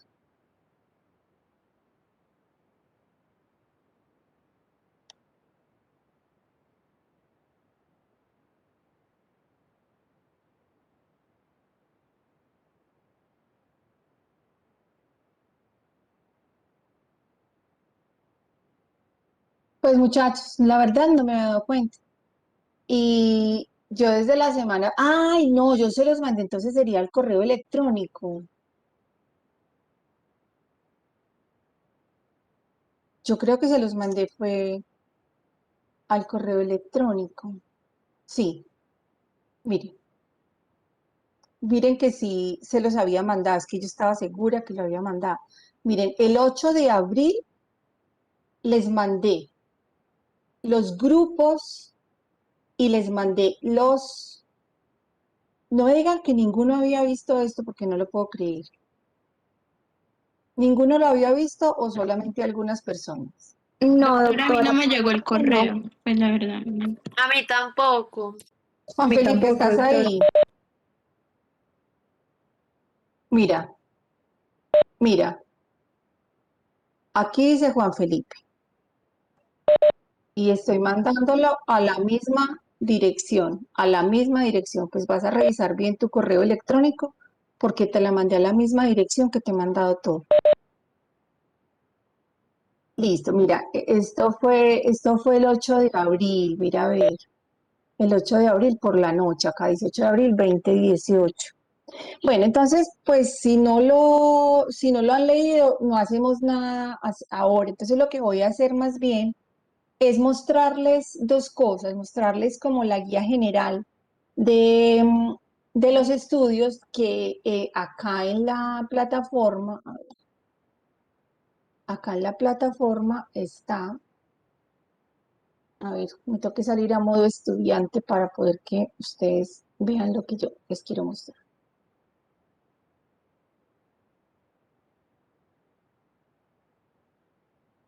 Listo. Entonces, miren, acá en la plataforma hay varias cosas. Uno, pues está el documento de método epidemiológico de la clase. 2, está lo del tema de estadística descriptiva. Entonces, aquí les coloqué un documentico, son unas fotos simplemente de las instrucciones para que ustedes entren al libro, para que puedan leer el capítulo ese. Y acá hay una guía que dice lectura crítica de estudios descriptivos, que ya les voy a mostrar. Bueno, entonces acá en la... No, esta no es la guía. Esta es la guía. Bueno, en esta, yo la pongo más grandecita. Entonces, esta es una guía general para los estudios descriptivos, pero los estudiantes a quienes les corresponde en la exposición de serie de casos y de reporte de casos tienen que hacer es de acuerdo a lo que dice la guía CARE. Y todos los estudiantes van a mirar la guía CARE, porque acuérdense que yo les dije, eso lo tienen que hacer todos, sino que hay un grupo que expone, pero esto lo tienen que hacer todos. Entonces tienen que mirar la guía CARE para poder mirar eso. Pero de todas maneras, esta es una guía general y yo en la guía les estoy poniendo, este punto no es pertinente para el reporte de casos o este punto no es pertinente para serie de casos. Aquí dice, la presente es una guía general, es posible que dependiendo de las características propias de cada diseño se soliciten variaciones para la presentación del trabajo, que es lo que les estoy diciendo en este momento. Por eso es que yo tengo que, además de que entre todos miremos las cosas grandes, ya tengo que reunirme aparte con el grupo que le toca exponer. Los talleres deben ser realizados por todos los estudiantes. Solo un grupo será responsable de la exposición y de subir entonces el trabajo a la plataforma. Eh, ¿Qué tienen que subir a la plataforma? Aquí les estoy colocando. Mínimo 24 horas antes de la exposición deben subir tanto la presentación como el trabajo escrito con la guía, o sea, el desarrollo de la guía y la presentación. ¿Por qué razón la tienen que subir antes?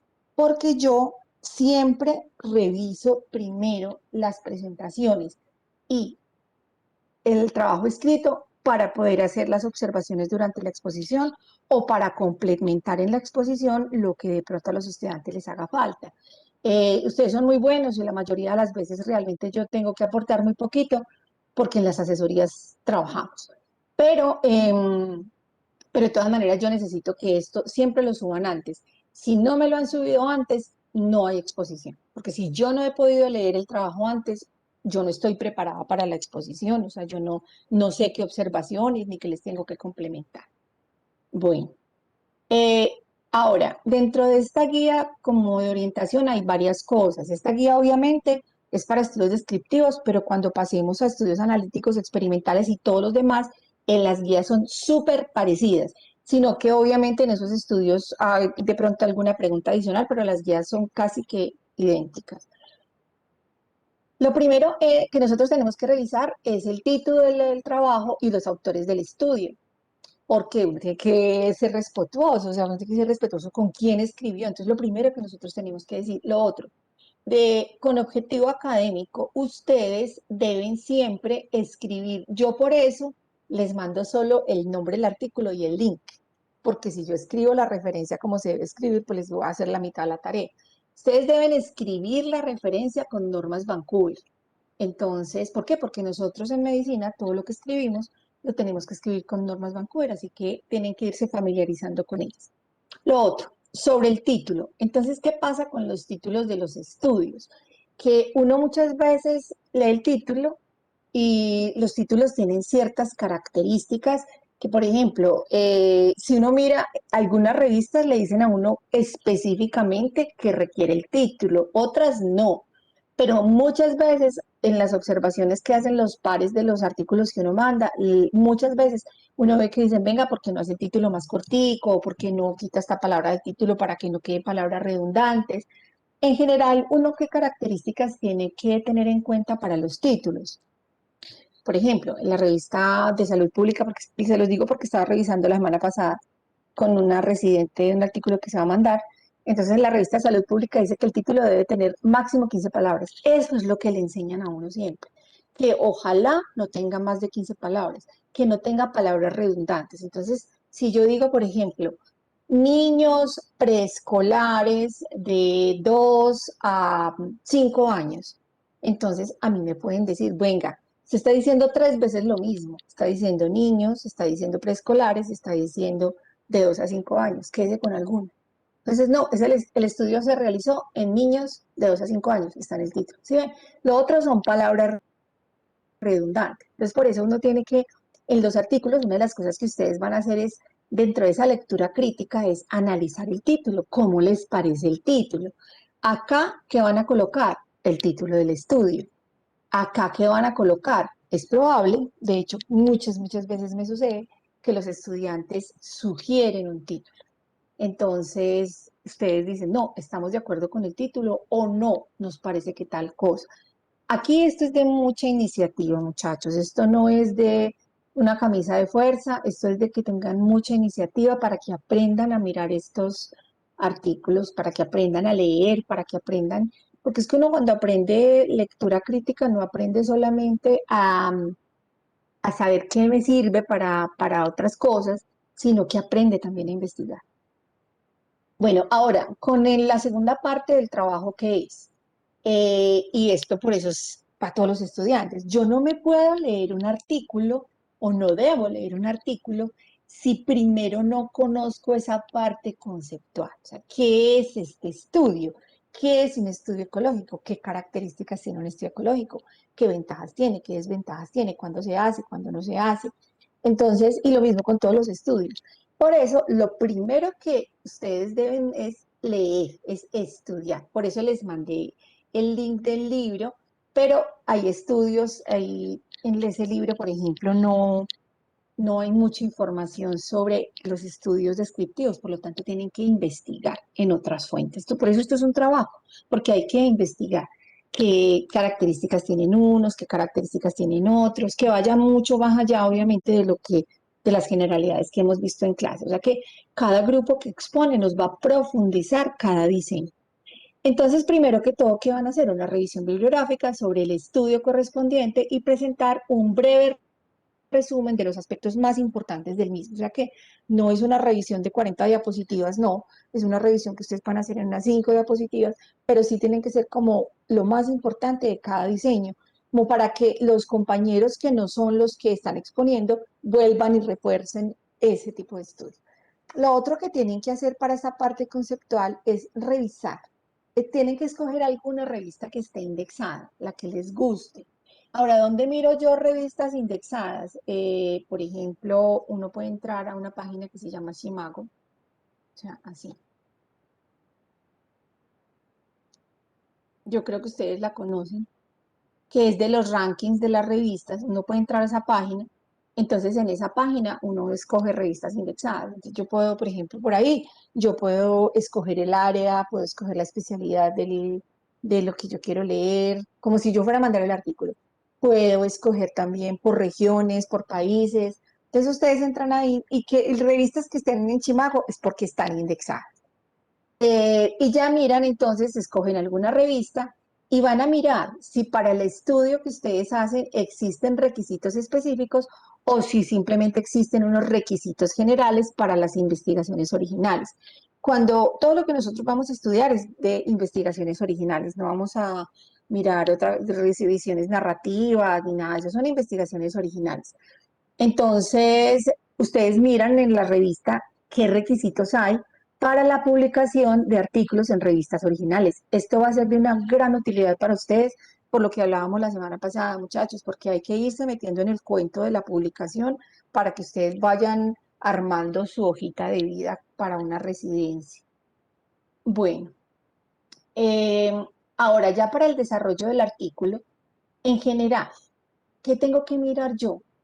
La primera parte es el problema para investigar. Entonces, ¿dónde encuentro yo el problema de investigación? Ustedes no lo van a encontrar en ningún artículo que diga problema de investigación tal. O sea, rara vez de pronto les aparezca.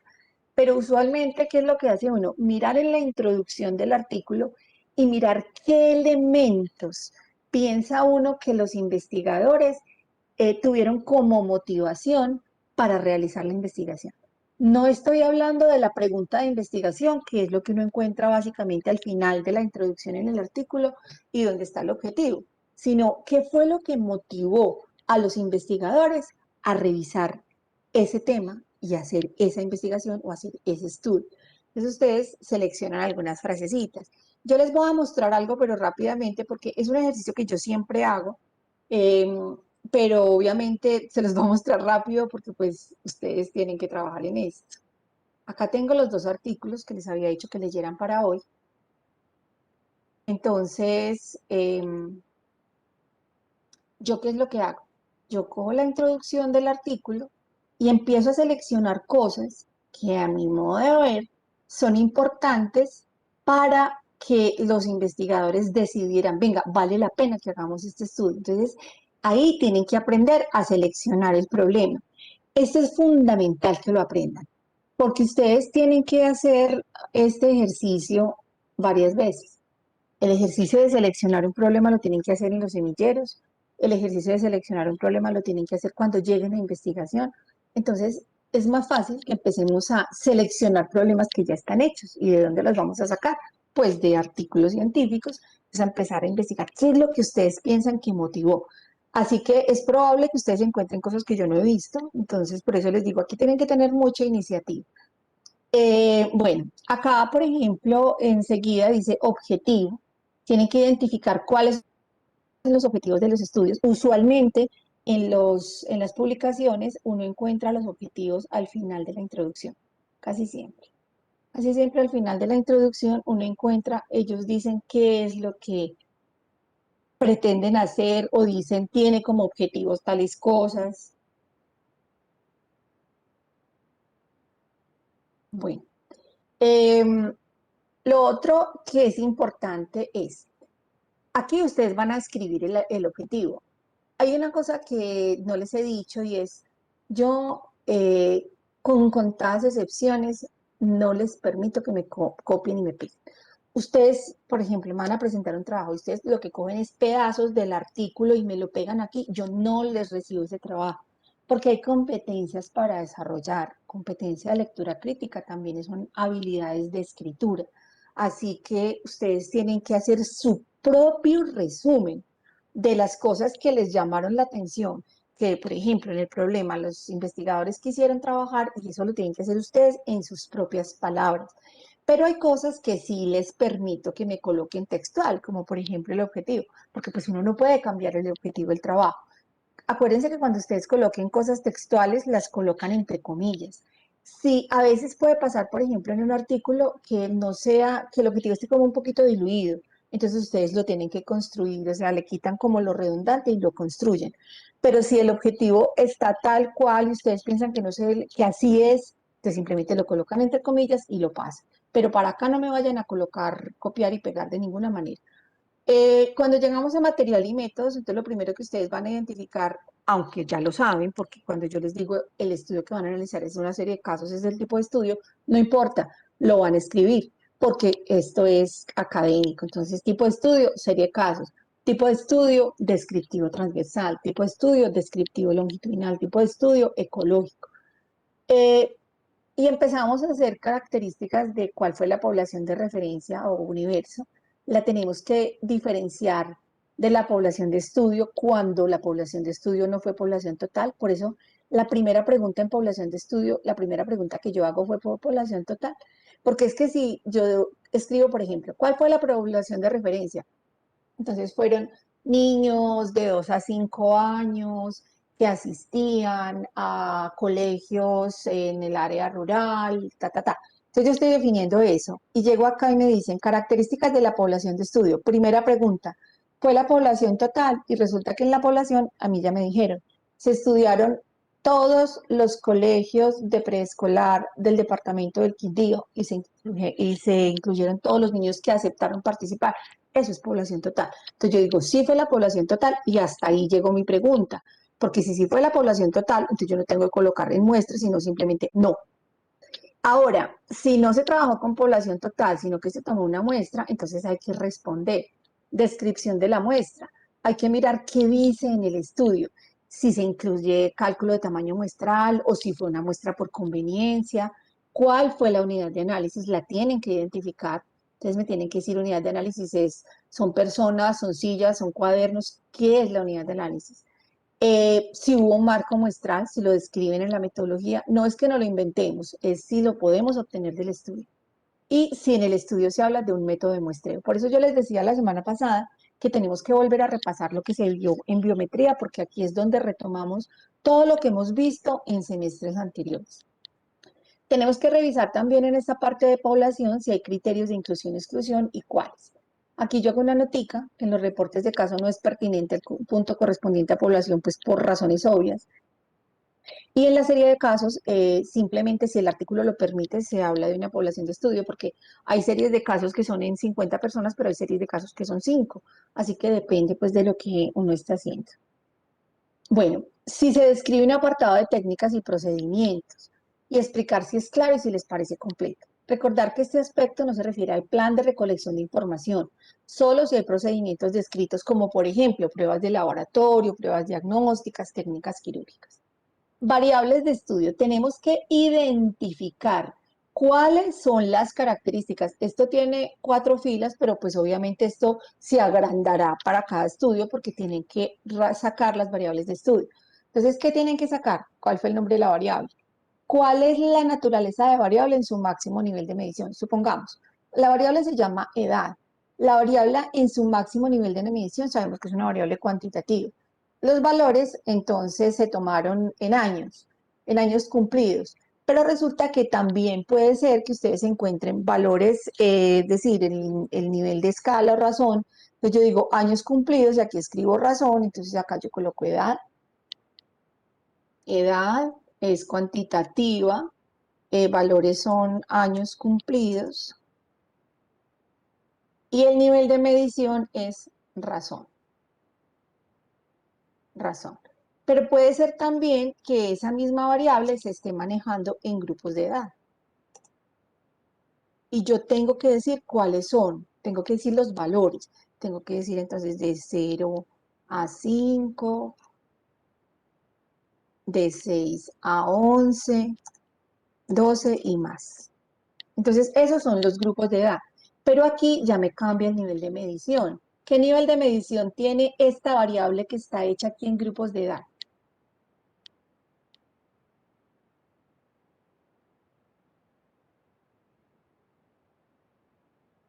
¿Será razón también o cómo se llamará?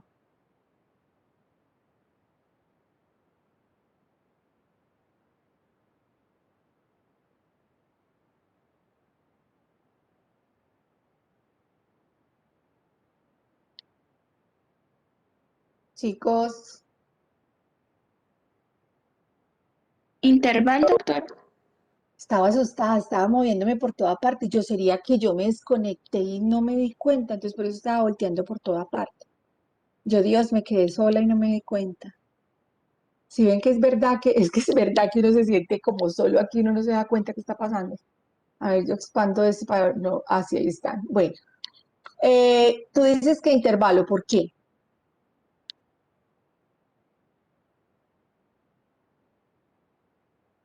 ¿Por qué te parece que es intervalo? ¿Y quién tiene una opinión distinta o la misma opinión?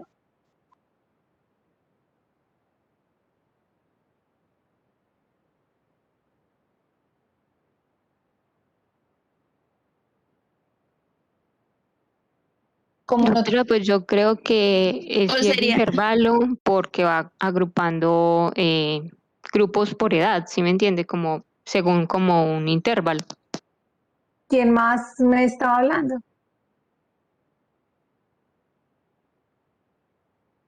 Alguien más me empezó a hablar cuando tú hablaste, María José.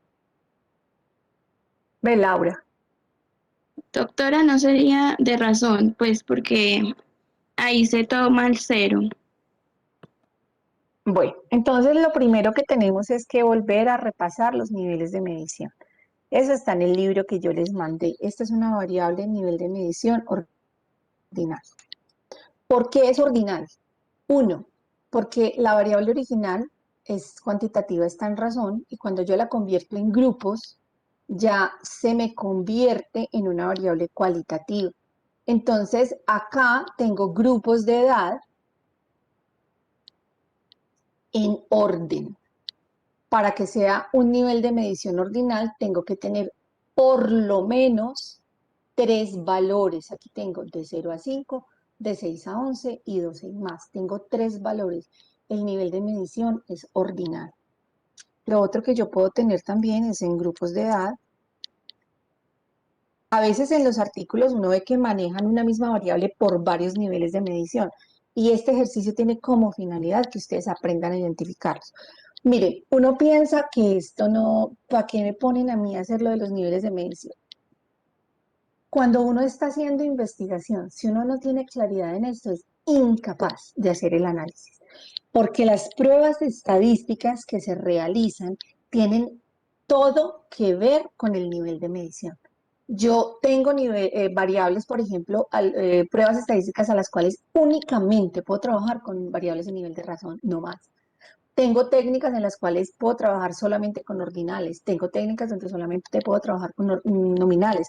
Por eso es que tienen que saber identificar los niveles de medición.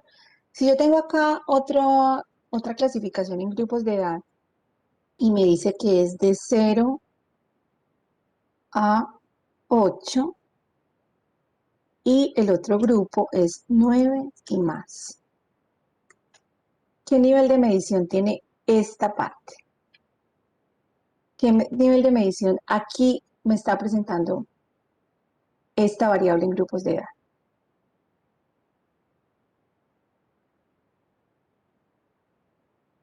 Primero, ¿cuántos grupos hay?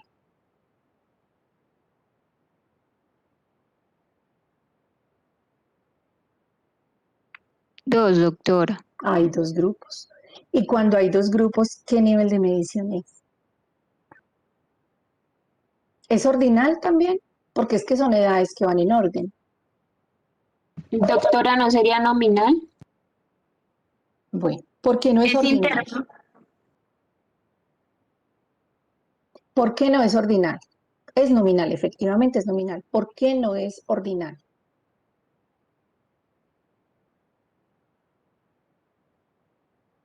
Porque tiene solo 2 grupos. Y yo les dije que la característica de el nivel de medición ordinal es que tiene que tener como mínimo 3 valores, como en este ejemplo. Como mínimo 3 valores que están en orden. Es una variable cuantitativa organizada en orden. Pero también yo puedo tener una variable ordinal que no es cuantitativa, como por ejemplo estrato socioeconómico. Porque es que yo no puedo decir que las personas que son de estrato 4 tienen el doble que las de estrato 2, pero es una variable ordinal porque tiene un orden. Eh, Esta es una variable nominal por 2 razones. La primera porque eso aquí, cuando yo ya estoy hablando no de la variable original que es en años, sino de grupos, ya se me volvió cualitativa, ya estoy trabajando con categorías. Entonces ya se me volvió cualitativa y es nominal. Primero porque no es ordinal, así es sencillo, lo más sencillo es, para que sea ordinal y es una variable que tiene un orden, entonces ¿qué necesito? Que tenga mínimo 3 grupos. Y aquí solamente tengo 2 grupos. Y lo otro porque es una variable categórica. Las variables categóricas son variables cualitativas, por lo tanto es una variable que es nominal. Varias veces han intervenido diciendo que es intervalo y no es que yo no haya escuchado, sino que he querido seguir derecho. ¿Por qué la variable edad no es una variable de intervalo? Con nivel de medición intervalo. Porque no lo es.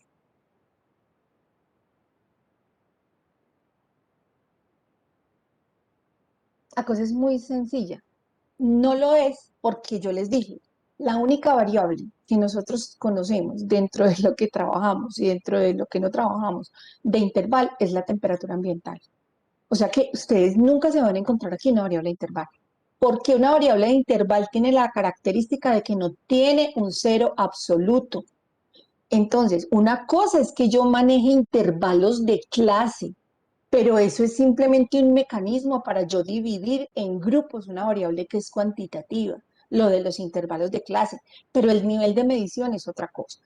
Por eso es que yo les digo que antes de cualquier cosa, ustedes lo primero que van a hacer es estudiar.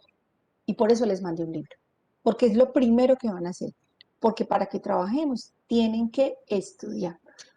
Bueno, entonces, y así con todas las variables, tienen que sacar las variables que tenga el estudio. Como les decía, una misma variable puede estar presentada en diferentes valores y por lo tanto tener diferentes niveles de medición. Pero cuando yo les pregunto por la naturaleza de la variable, solamente en su máximo nivel de medición, no más. Entonces, por ejemplo, yo les digo que estrato socioeconómico, pues obviamente su máximo nivel de medición es ordinal y no es una variable cuantitativa, es una variable cualitativa. Entonces, eso es lo que tienen que hacer con esta tablita. Ya en los resultados, entonces ustedes tienen que revisar cómo describieron ellos los resultados, qué medidas estadísticas utilizaron. Miren que varias clases llevo diciéndoles la diferencia entre las medidas que utiliza la epidemiología, que son los indicadores, las medidas de asociación, las medidas de impacto, y las medidas estadísticas, que simplemente es estadística, para este caso, estadística descriptiva. Entonces ustedes tienen que, primero es hacerme un listado. Entonces aquí dice medidas estadísticas utilizadas, entonces ustedes pueden decir promedio con desviación estándar o promedio con intervalo de confianza, mediana con rango intercuartílico o mediana con el rango o mediana con el mínimo y el máximo, que es lo mismo que el rango. Simplemente me van a decir qué identificaron en las medidas. Lo mismo en las medidas epidemiológicas, ¿qué se midió? Se midieron proporciones de incidencia, se midieron proporciones de prevalencia o se midieron tasas de mortalidad. ¿Qué fue lo que ustedes encontraron? Pero no me van a decir la tasa de mortalidad, no, sino cuáles son las medidas que identificaron. Pero pues obviamente cuando yo les pregunte, ustedes me escriben, por ejemplo, tasa de incidencia, y yo les digo, ¿tasa de incidencia de qué? Ustedes tienen que saber. Sino que, ¿por qué no les digo que me las escriban aquí? Ya van a ver por qué. Lo otro que van a escribir es revisar si se hicieron gráficos y se hicieron tablas y cuadros y lo mismo, hacer un listado. Entonces, sí, se hicieron gráficos, entonces se hizo un gráfico de dispersión, se hizo un gráfico de sectores, el gráfico de dispersión estaba comparando la temperatura con el peso, el gráfico de sectores estaba diciendo las razones por las cuales no se amamantaba, o sea, simplemente el listado de las cosas. Y lo mismo con las tablas y los gráficos, las tablas o los cuadros. Entonces, se hizo una tabla sobre características sociodemográficas, se hizo una tabla donde estaban escribiendo, estaban mostrando las medidas de asociación, o sea, ¿qué fue lo que hicieron? Y ya después de eso, ¿por qué lo diferencio yo de la presentación de los resultados? Porque como estamos aprendiendo a hacer también artículos, entonces por eso ustedes tienen que identificar primero que todo la medición. Y ahí sí, entonces presentan los resultados. Para los resultados, entonces, cuando ustedes yo aquí les digo, miren, los estudiantes deben revisar y consolidar los resultados, no escribir textualmente ni copiarlos del artículo. Acuérdense que no, yo me leo los artículos, entonces yo me doy cuenta si me están copiando y no les valgo eso, porque la idea es que aprendamos a redactar, aprendamos a resumir. Entonces ustedes presentan su propio resumen, pero además de eso, ahí sí, pueden mostrar los gráficos, pueden mostrar las tablas para que nos los expliquen los que van a exponer. De la discusión y conclusiones, entonces, es muy cortico, considerar que fue lo más relevante, si se pueden extrapolar los resultados y si ustedes están identificando alguna hipótesis en eso y ya. Y colocar las referencias, porque cuando ustedes revisan el marco conceptual, obviamente, tienen que hacer una investigación más allá que el libro guía. Entonces me van a colocar las referencias en las cuales investigaron sobre el tema que iban a trabajar, además obviamente de colocar otra vez la referencia del artículo que están leyendo. Bueno, lo que pasa es que yo por eso es que quería que leyeran un artículo para que la lectura de esta guía no fuera como tan, ¿qué les digo yo? Como tan en las nebulosas, sino que que yo tuviera como, que ustedes tuvieran el conocimiento del artículo y yo les pudiera ir diciendo, mire, tal cosa y tal cosa, pero pues ni modo. Lo otro que necesito que organicemos en este instante, primero espérense, yo tomo un pantallazo es que se me perdió, ¿cómo les parece que se me perdió voy a dejar de compartir pantalla porque se me perdió esto, yo no encontraba el Webex por ninguna parte. Entonces yo tomo el pantallazo para que se puedan desconectar y ¿qué? A exponer primero que todo, entonces me tienen que decir cuándo vamos a hacer la asesoría. Condiciones para la asesoría, y esto es para todos. Cuando vayamos a hacer las asesorías, ustedes ya deben haber hecho el borrador. ¿Por qué? porque solamente cuando ustedes tienen el borrador del trabajo pueden tener las preguntas concretas. Si no, no. Entonces yo no les hago asesoría si no me abren un borrador del trabajo, si no me abren ya el borrador completo de la presentación. Que no, pero es que yo me varé en este coso, pues listo, entonces siguen con el punto que sigue, hasta que hagan lo que más puedan, porque obviamente la calificación no es solamente la exposición final y el trabajo final, sino también la parte que ustedes traigan a la asesoría lista. Entonces, a la asesoría tienen que llegar con la mayor parte del desarrollo del trabajo. Con respecto a los estudios el grupo que les toca reporte de casos, serie de casos, entonces tienen que revisar primero la guía que obviamente tiene elementos que son casi iguales a los que a los que les acabé de mostrar en la guía, pero ustedes deben seguir los que dice la guía que. Así que me dicen, por favor, entonces, ¿cuándo les queda fácil para...? Ya los demás se pueden desconectar. Me quedo con el grupo que va a hacer reporte de casos y serie de casos. Dime.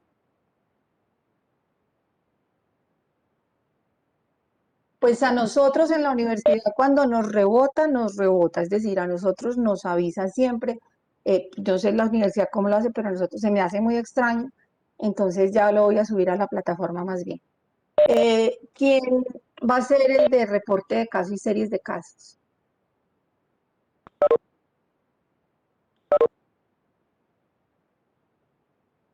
¿Quiénes son los del grupo? Por favor, abran los micrófonos. Los que son del grupo de reporte de casos y de serie de casos. Los demás se pueden retirar. Listo. Entonces,